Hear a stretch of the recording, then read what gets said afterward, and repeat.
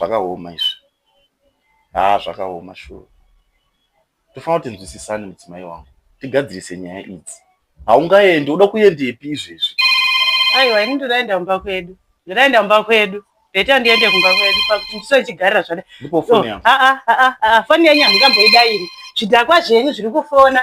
Shamwari yenyu chidhakwa. Each and every time nemutana mari pano. Pamwe ndo vanhu vemari mudzimai wangu. Ndinzwisisewo ndipo foni. Dai mudaenda kubva asi muri kuchipana muna mari.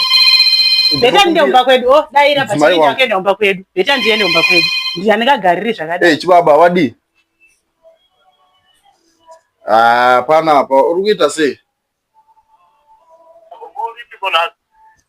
Ndiri pamba zvangu apa, iwe uri kuita sei?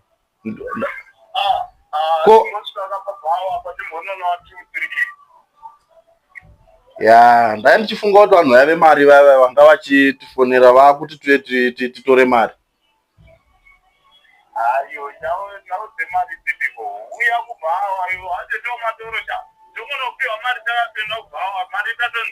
Handi muri kuzviona but every time munenge muchiita muna mari. Munenge muchiita muna mari but mwonya kuti handi yekubhawa.